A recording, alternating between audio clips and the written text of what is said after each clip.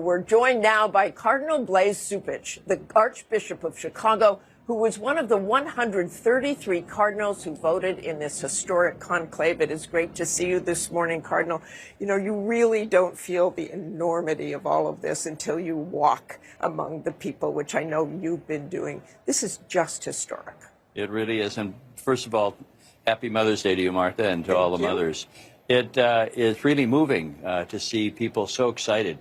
The young people gathering is very impressive. And I was on the balcony looking out over the piazza all the way down the Conciliazione, seeing the hundreds of thousands of people gathered. It's really moving. And this morning, of course, the Pope speaking to the people. And I was interested because he said, I carry in the hearts the suffering of the beloved Ukrainian people. He also talked about how saddened he is about what's happening in the Gaza Strip. What does that tell us about this Pope? Well, he picked up on the words of Pope Francis that there's a world war going on piecemeal. And it is something for him to be a voice, as he said, for peace at the very beginning of his announcement when he was presented to the people. He cares deeply about that. And I would just make the point that here you had 133 cardinals from 71 different countries able to come to a decision within 24 hours. Hopefully that's a sign of unity that the rest of the world can embrace. And I know you don't want to give us a lot of inside baseball here or expose any secrets about what happened when you were electing the new Pope, but give us a sense of what it was like in there. How, in a way, this man who nobody predicted, maybe a few people, became Pope, an American Pope. Well, it was a matter of not picking someone because of the nationality, but because of the person. And as I said earlier, he checked all the boxes. He's multilingual. He's lived in 3 different continents. He's administratively capable. He's a pastor and a missionary. So all of the traits that we talked about in the pre-conclave discussions, he seemed to fit the bill. And I think that's why things moved in that direction. We just saw Matt there in Peru. He is an American, but Peru means so much to him. He spent so much time there. So talk about what being an American means as a pope, given he has lived in Peru for so many years and has a global vision in a way. And he's a Peruvian citizen. He has a Peruvian passport. I think that's important and to recognize. My hope would be that he has now a new platform to reintroduce what the church has always called for in terms of its social justice agenda. And it'll give people another opportunity to take a second look at what Francis was saying, but now in the words and the voice of an American who speaks like an American. I think that's going to be very powerful going forward. You talk about America. We're living in a very divided America, as I'm sure you know well. How will he approach that? Can he be any sort of bridge for Americans? Well, you know, he takes seriously the fact that he's the pontifex, the bridge builder.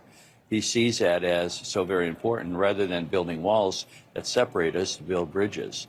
I think that is something that he's done his whole life as a missionary, because he's had to himself personally build a bridge with people that were unknown to him and learn their language. He's learned not only Spanish, but also some of the local languages of the Peruvian people.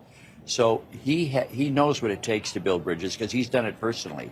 And I think he can use that as a roadmap for the rest of us. And of course, Pope Francis cared so much about the poor and migrants.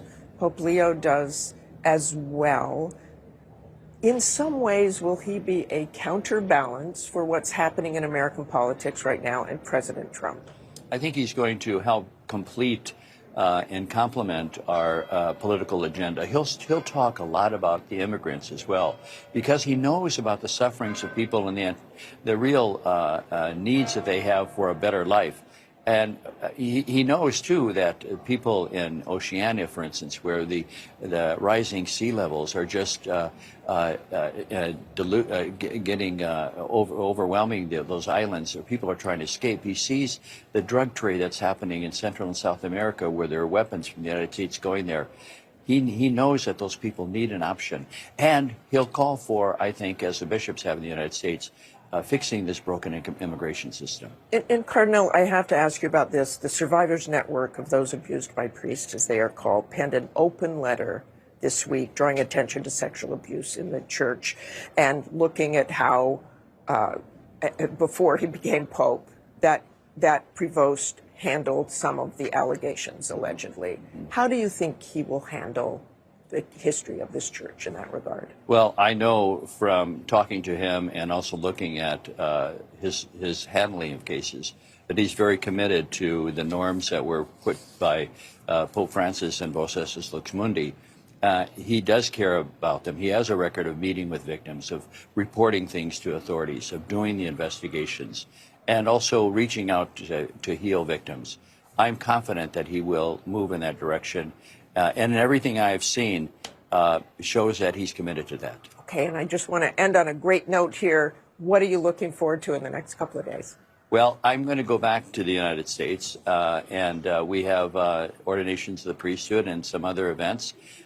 We're going to try to rally the people of Chicago together at the time of the inauguration and see if we can have our own local celebration of that. I don't think that will be a difficult task. It's so great to see you this morning. They're going to be coming. Thank you so much. Thank you so much.